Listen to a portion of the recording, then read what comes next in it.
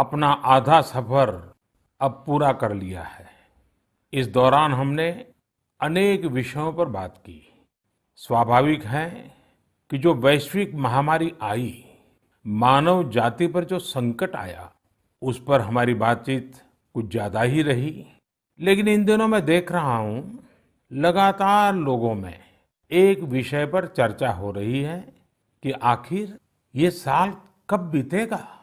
कोई किसी को फोन भी कर रहा है तो बातचीत इसी विषय से शुरू हो रही है, ये साल जल्दी क्यों नहीं बीत रहा। कोई लिख रहा है, दोस्तों से बात कर रहा है, कह रहा है कि ये साल अच्छा नहीं है। कोई कह रहा है 2020 शुभ नहीं है। बस लोग यही चाहते हैं कि किसी भी तरह से ये साल जल्द से जल्द बीत जाए। साथियों, कभी कभी मैं सोचता हूं कि ऐसा क्यों हो रहा है। हो सकता है ऐसी बातचीत के कुछ कारण भी हो। 6-7 महीना पहले ये हम कहाँ जानते थे कि कोरोना जैसा संकट आएगा और इसके खिलाफ ये लड़ाई इतनी लंबी चलेगी। ये संकट तो बना ही हुआ है, ऊपर से देश में नीत नई चुनौतियां सामने आती जा रही हैं। अभी कुछ दिन पहले देश के पूर्वी छोर पर साइक्लोन अम्फान आया, तो पश्चिमी छोर पर साइक्लोन निसर्ग आया। कितने ही राज्यों में हमारे किसान भाई बहन टिड्डी दल के हमले से परेशान है, और कुछ नहीं तो देश के कई हिस्सों में छोटे छोटे भूकंप रुकने का ही नाम नहीं ले रहे हैं। और इन सब के बीच हमारे कुछ पड़ोसियों द्वारा जो हो रहा है, देश उन चुनौतियों से भी निपट रहा है। वाकई एक साथ इतनी आपदाएं, इस स्तर की आपदाएं बहुत कम ही देखने सुनने को मिलती है। हालात तो ये हो गई हैं कि कोई छोटी छोटी घटना भी हो रही है तो लोग उन्हें भी इन चुनौतियों के साथ जोड़ करके देख रहे हैं। साथियों, मुश्किलें आती हैं, संकट आते हैं, लेकिन सवाल यही है कि क्या इन आपदाओं की वजह से हमें साल 2020 को खराब मान लेना चाहिए? क्या पहले के 6 महीने जैसे बीते, उसकी वजह से ये मान लेना कि पूरी साल ही ऐसा है? क्या ये सोचना सही है? जी नहीं, मेरे प्यारे देशवासियों, बिल्कुल नहीं।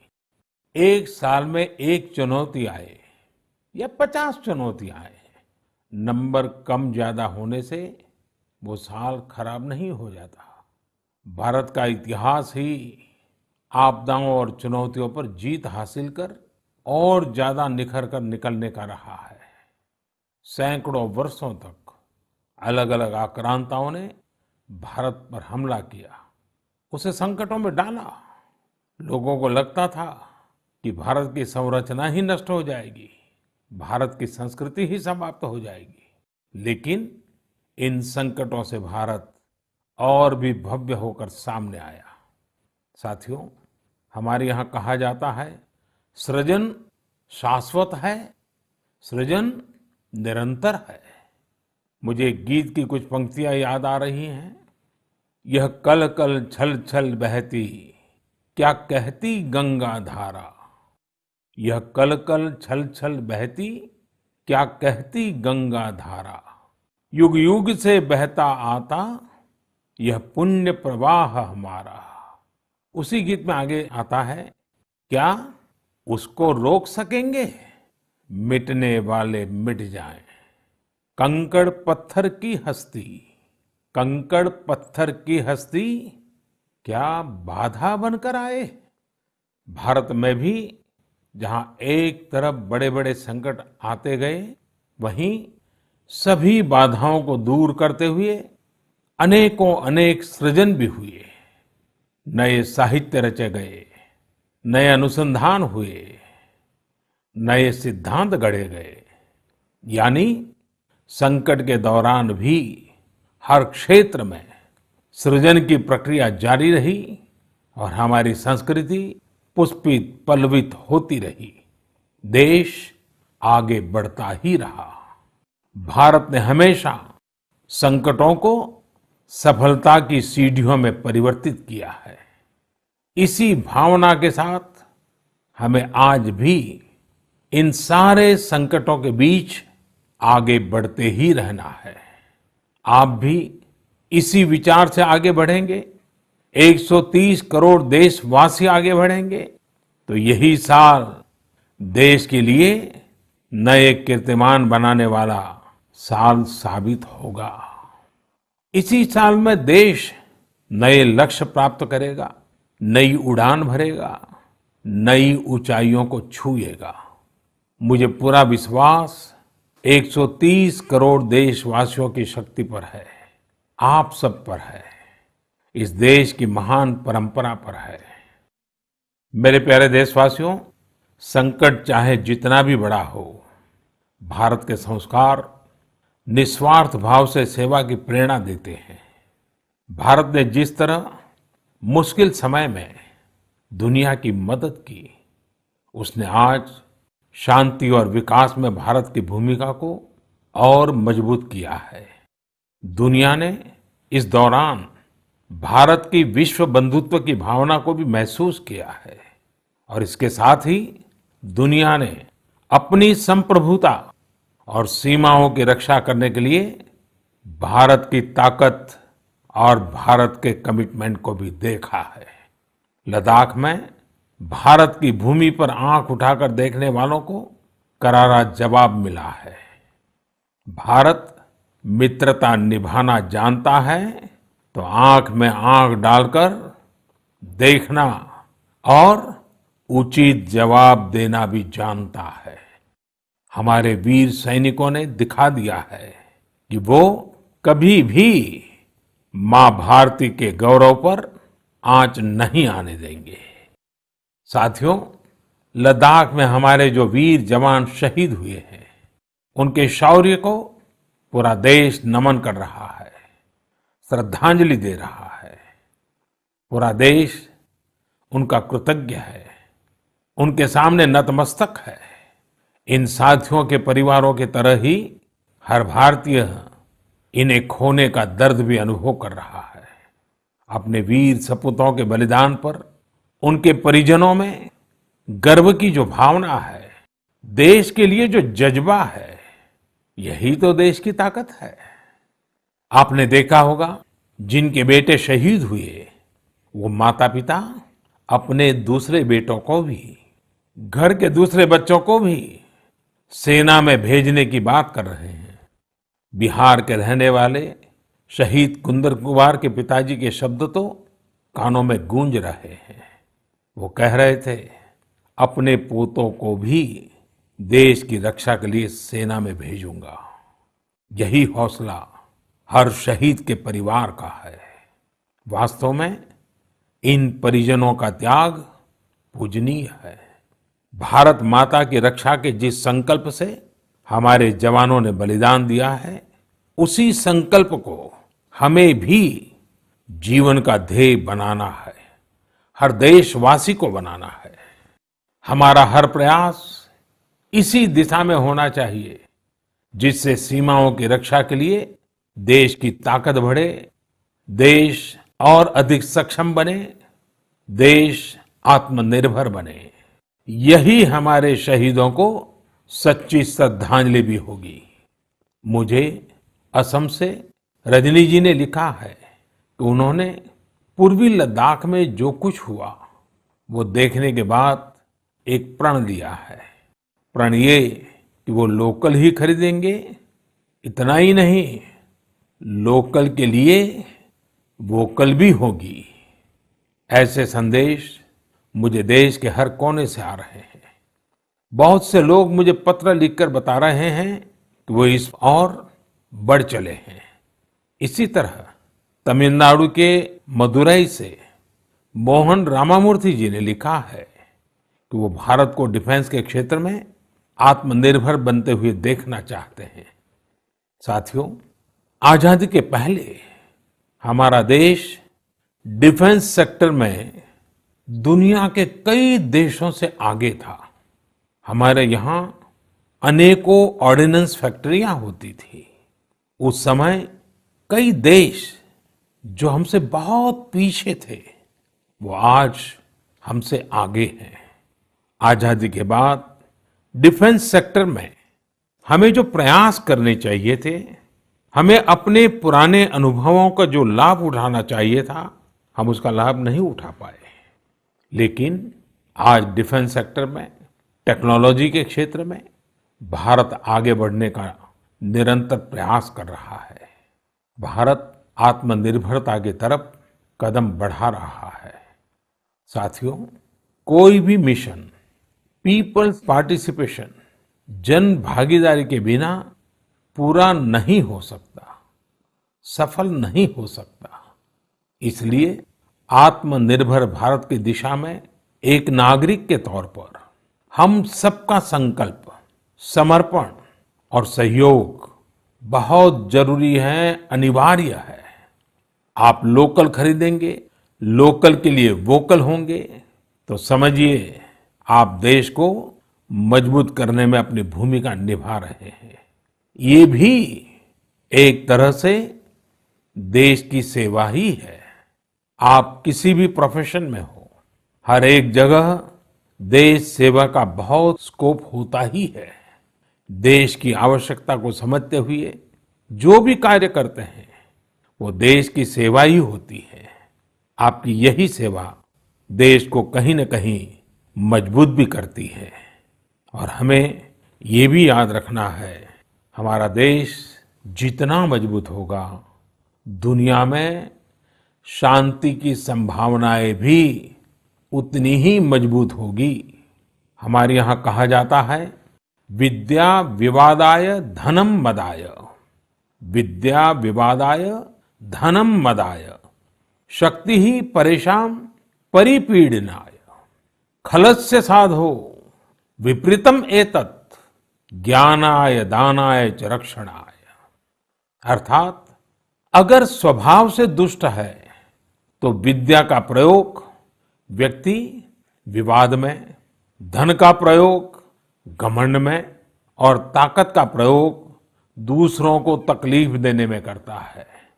लेकिन सज्जन की विद्या ज्ञान के लिए, धन मदद के लिए और ताकत रक्षा करने के लिए इस्तेमाल होती है। भारत ने अपनी ताकत हमेशा इसी भावना के साथ इस्तेमाल की है। भारत का संकल्प है भारत के स्वाभिमान और संप्रभुता की रक्षा। भारत का लक्ष्य है आत्मनिर्भर भारत। भारत की परंपरा है भरोसा, मित्रता। भारत का भाव है बंधुता। हम इन्हीं आदर्शों के साथ आगे बढ़ते रहेंगे। मेरे प्यारे देशवासियों, कोरोना के संकट काल में देश लॉकडाउन से बाहर निकल आया है।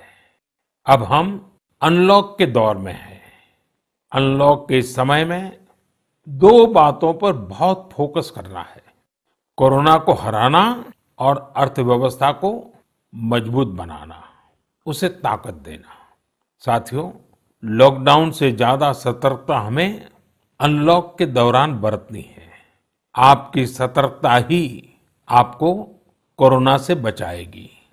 इस बात को हमेशा याद रखिए कि अगर आप मास्क नहीं पहनते हैं, 2 गज की दूरी का पालन नहीं करते हैं या फिर दूसरी जरूरी सावधानियां नहीं बरतते हैं, तो आप अपने साथ साथ दूसरों को भी जोखिम में डाल रहे हैं, खास तौर पर घर के बच्चों और बुजुर्गों को।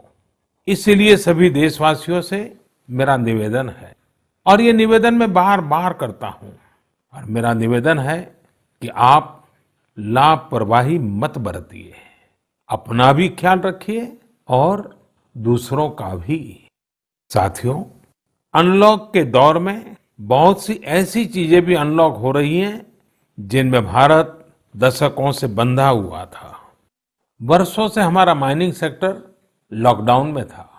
कॉमर्शियल ऑक्शन को मंजूरी देने के एक निर्णय ने स्थिति को पूरी तरह से बदल दिया है। कुछ ही दिन पहले स्पेस सेक्टर में ऐतिहासिक सुधार किए गए।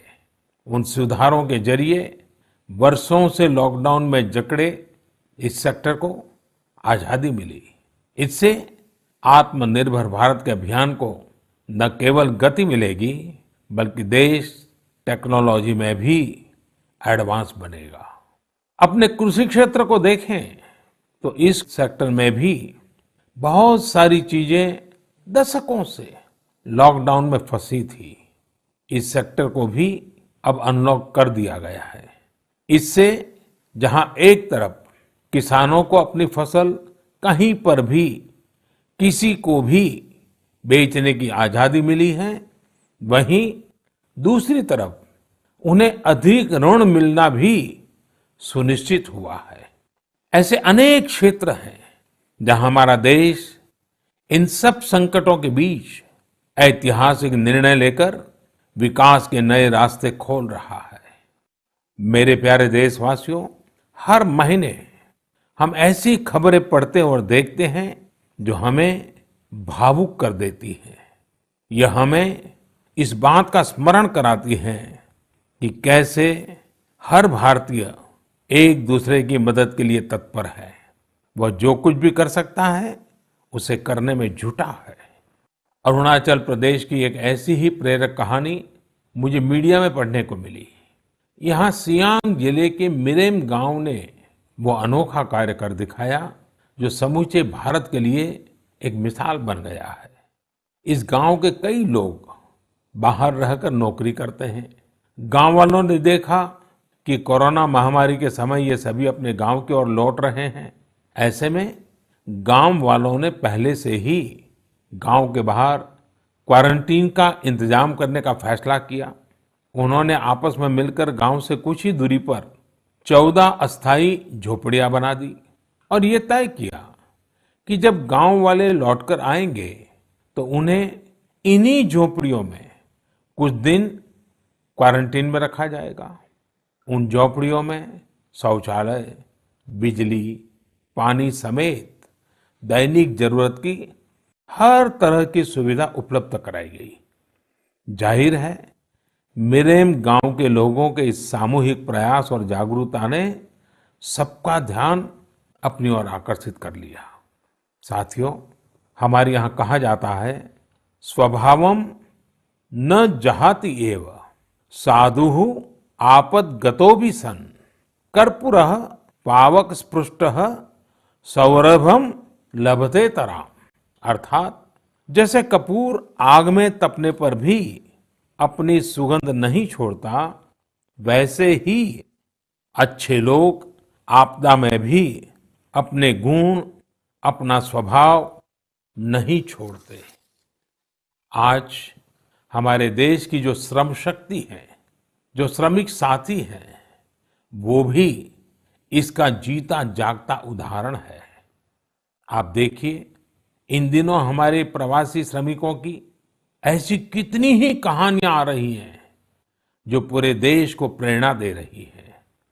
यूपी के बाराबंकी में गांव लौटकर आए मजदूरों ने कल्याणी नदी का प्राकृतिक स्वरूप लौटाने के लिए काम शुरू कर दिया। नदी का उद्धार होता देख आसपास के किसान, आसपास के लोग भी उत्साहित हैं। गांव में आने के बाद क्वारंटीन सेंटर में रहते हुए, आइसोलेशन सेंटर में रहते हुए हमारे श्रमिक साथियों ने जिस तरह अपने कौशल्य का इस्तेमाल करते हुए अपने आसपास की स्थितियों को बदला है, वो अद्भुत है। लेकिन साथियों, ऐसे कितने ही किस्से, कहानियां देश के लाखों गांवों के हैं जो हम तक नहीं पहुंच पाए हैं। जैसा हमारे देश का स्वभाव है, मुझे विश्वास है साथियों कि आपके गांव में भी, आपके आसपास भी ऐसी अनेक घटनाएं घटी होगी। अगर आपके ध्यान में ऐसी बात आई है तो आप ऐसी प्रेरक घटना को मुझे जरूर लिखिए। संकट के इस समय में ये सकारात्मक घटनाएं, ये कहानियां औरों को भी प्रेरणा देगी। मेरे प्यारे देशवासियों, कोरोना वायरस ने निश्चित रूप से हमारे जीवन जीने के तरीकों में बदलाव ला दिया है।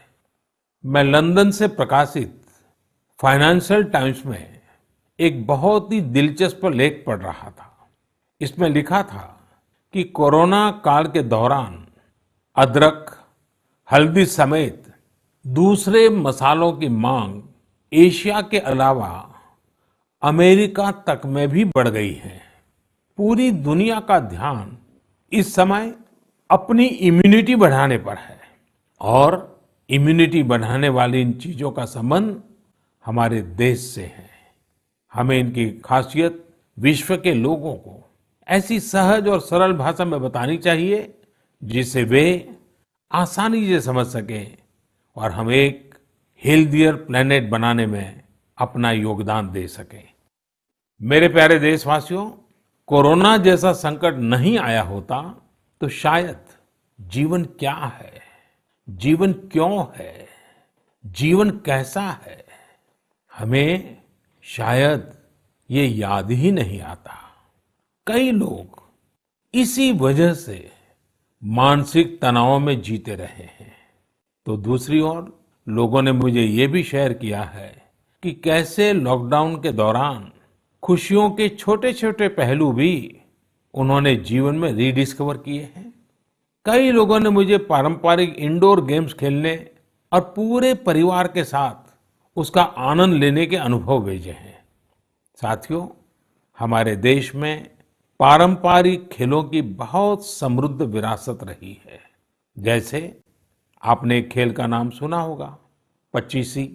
यह खेल तमिलनाडु में पल्लान्गुली, कर्नाटक में अली गुली मणे और आंध्र प्रदेश में वामन गुंटलू के नाम से खेला जाता है। ये एक प्रकार का स्ट्रेटेजी गेम है जिसमें एक बोर्ड का उपयोग किया जाता है। इसमें कई खांचे होते हैं जिनमें मौजूद गोली या बीज को खिलाड़ियों को पकड़ना होता है। कहा जाता है कि यह गेम दक्षिण भारत से दक्षिण पूर्व एशिया और फिर दुनिया में फैला है। साथियों, आज हर बच्चा सांप सीढ़ी के खेल के बारे में जानता है, लेकिन क्या आपको पता है कि यह भी एक भारतीय पारंपरिक गेम का ही रूप है जिसे मोक्ष पाटम या परम पदम कहा जाता है। हमारे यहाँ का एक और पारंपरिक गेम रहा है गुट्टा। बड़े भी गुट्टे खेलते हैं और बच्चे भी। बस एक ही साइज के 5 छोटे पत्थर उठाएं और आप गुट्टे खेलने के लिए तैयार।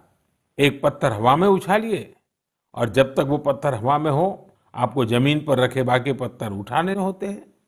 आम तौर पर हमारे यहाँ इंडोर खेलों में कोई बड़े साधनों की जरूरत नहीं होती है। कोई एक चौक या पत्थर ले आता है, उसे जमीन पर ही कुछ लकीरें खींच देता है और फिर खेल शुरू हो जाता है। जिन खेलों में डाइस की जरूरत पड़ती है, कौड़ियों से या इमली के बीज से भी काम चल जाता है। साथियों, मुझे मालूम है आज जब मैं ये बात कर रहा हूं, कितने ही लोग अपने बचपन में लौट गए होंगे, कितनों को ही अपने बचपन के दिन याद आ गए होंगे। मैं यही कहूंगा कि उन दिनों को आप भूले क्यों है, उन खेलों को आप भूले क्यों है। मेरा घर के नाना नानी, दादा दादी, घर के बुजुर्गों से आग्रह है कि नई पीढ़ी में ये खेल आप अगर ट्रांसफर नहीं करेंगे तो कौन करेगा। जब ऑनलाइन पढ़ाई की बात आ रही है तो बैलेंस बनाने के लिए, ऑनलाइन खेल से मुक्ति पाने के लिए भी हमें ऐसे करना ही होगा। हमारी युवा पीढ़ी के लिए भी, हमारे स्टार्टअप्स के लिए भी यहाँ एक नया अवसर है और मजबूत अवसर है। हम भारत के पारंपरिक इंडोर गेम्स को नए और आकर्षक रूप में प्रस्तुत करें। उनसे जुड़ी चीजों को जुटाने वाले, सप्लाई करने वाले स्टार्टअप्स बहुत पॉपुलर हो जाएंगे। और हमें ये भी याद रखना है, हमारे भारतीय खेल भी तो लोकल है और हम लोकल के लिए वोकल होने का प्रण पहले ही ले चुके हैं। और मेरे बाल सखा मित्रों, हर घर के बच्चों से, मेरे नन्हे साथियों से भी आज मैं एक विशेष आग्रह करता हूं। बच्चे, आप मेरा आग्रह मानेंगे ना? देखिए, मेरा आग्रह है कि मैं जो कहता हूं आप जरूर करिए। एक काम करिए, जब थोड़ा समय मिले तो माता पिता से पूछकर मोबाइल उठाइए और अपने दादा दादी, नाना नानी या घर में जो भी बुजुर्ग हैं उनका इंटरव्यू रिकॉर्ड कीजिए। अपने मोबाइल फोन में रिकॉर्ड करिए। जैसे आपने टीवी पर देखा होगा ना, कैसे पत्रकार इंटरव्यू करते हैं, बस वैसा ही इंटरव्यू आप कीजिए और आप उनसे सवाल क्या करेंगे, मैं आपको सुझाव देता हूँ। आप उनसे जरूर पूछिए कि वो बचपन में उनका रहन-सहन कैसा था, वो कौन से खेल खेलते थे, कभी नाटक देखने जाते थे, सिनेमा देखने जाते थे, कभी छुट्टियों में मामा के घर जाते थे, कभी खेत खलिहान में जाते थे, त्योहार कैसे मनाते थे। बहुत सी बातें आप उनको पूछ सकते हैं। उनको भी 40-50 साल, 60 साल पुरानी अपनी जिंदगी में जाना बहुत आनंद देगा। और आपके लिए 40-50 साल पहले का हिंदुस्तान कैसा था, आप जहां रहते हैं वो इलाका कैसा था, वहां परिसर कैसा था, लोगों के तौर तरीके क्या थे, सब चीजें बहुत आसानी से आपको सीखने को मिलेगी, जानने को मिलेगी। और आप देखिए आपको बहुत मजा आएगा। और परिवार के लिए एक बहुत ही अमूल्य खजाना, एक अच्छा वीडियो एल्बम भी बन जाएगा। साथियों, ये सत्य है कि आत्मकथा या जीवनी, ऑटोबायोग्राफी या बायोग्राफी, इतिहास की सच्चाई के निकट जाने के लिए बहुत ही उपयोगी माध्यम होती है। आप भी अपने बड़े बुजुर्गों से बातें करेंगे तो उनके समय की बातों को, उनके बचपन, उनके युवा काल की बातों को और आसानी से समझ पाएंगे। ये बेहतरीन मौका है कि बुजुर्ग भी अपने बचपन के बारे में, उस दौर के बारे में अपने घर के बच्चों को बताएं। साथियों, देश के एक बड़े हिस्से में अब मॉनसून पहुंच चुका है। इस बार बारिश को लेकर मौसम विज्ञानी भी बहुत उत्साहित हैं, बहुत उम्मीद जता रहा है। बारिश अच्छी होगी तो हमारे किसानों की फसलें अच्छी होगी, वातावरण भी हरा भरा होगा। बारिश के मौसम में प्रकृति भी जैसे खुद को रिजुवेनेट कर लेती है। मानव प्राकृतिक संसाधनों का जितना दोहन करता है, प्रकृति एक तरह से बारिश के समय उनकी भरपाई करती है, रिफिलिंग करती है। लेकिन ये रिफिलिंग तभी हो सकती है जब हम भी इसमें अपनी धरती माँ का साथ दें, अपना दायित्व निभाएं। हमारे द्वारा किया गया थोड़ा सा प्रयास प्रकृति को, पर्यावरण को बहुत मदद करता है। हमारे कई देशवासी तो इसमें बहुत बड़ा काम कर रहे हैं। कर्नाटक के मंडावली में एक 80-85 साल के बुजुर्ग हैं कामेगौड़ा जी। कामेगौड़ा जी एक साधारण किसान है, लेकिन उनका व्यक्तित्व बहुत असाधारण है। उन्होंने एक ऐसा काम किया है कि कोई भी आश्चर्य में पड़ जाएगा। 80-85 साल के कामेगौड़ा जी अपने जानवरों को चराते हैं, लेकिन साथ साथ उन्होंने अपने क्षेत्र में नए तालाब बनाने का भी बीड़ा उठाया हुआ है। वे अपने इलाके में पानी की समस्याओं को दूर करना चाहते हैं, इसलिए जल संरक्षण के काम में छोटे छोटे तालाब बनाने के काम में जुटे हैं। आप हैरान होंगे कि 80-85 वर्ष के कामेगौड़ा जी अब तक 16 तालाब खोद चुके हैं, अपनी मेहनत से, अपने परिश्रम से। हो सकता है कि जो तालाब उन्होंने बनाए वो बहुत बड़े न हो, लेकिन उनका ये प्रयास बहुत बड़ा है। आज पूरे इलाके को इन तालाबों से एक नया जीवन मिला है। साथियों, गुजरात के वडोदरा का भी एक उदाहरण बहुत प्रेरक है। यहाँ जिला प्रशासन और स्थानीय लोगों ने मिलकर एक दिलचस्प मुहिम चलाई। इस मुहिम की वजह से आज वडोदरा में 1000 स्कूलों में रेन वाटर हार्वेस्टिंग होने लगी है। एक अनुमान है कि इस वजह से हर साल औसतन करीब 10 करोड़ लीटर पानी बेकार बह जाने से बचाया जा रहा है।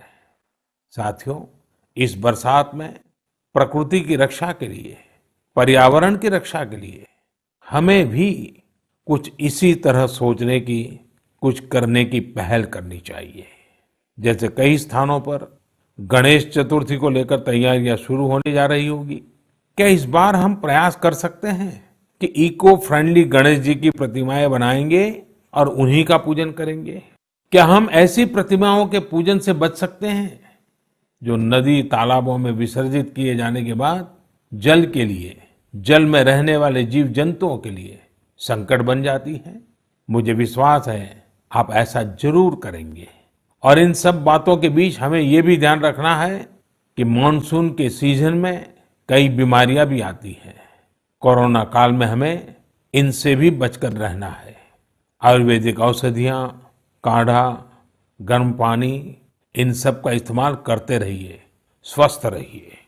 मेरे प्यारे देशवासियों, आज 28 जून को भारत अपने एक भूतपूर्व प्रधानमंत्री को श्रद्धांजलि दे रहा है, जिन्होंने एक नाजुक दौर में देश का नेतृत्व किया। हमारे ये पूर्व प्रधानमंत्री श्री पीवी नरसिम्हा राव जी की आज जन्म शताब्दी वर्ष की शुरुआत का दिन है।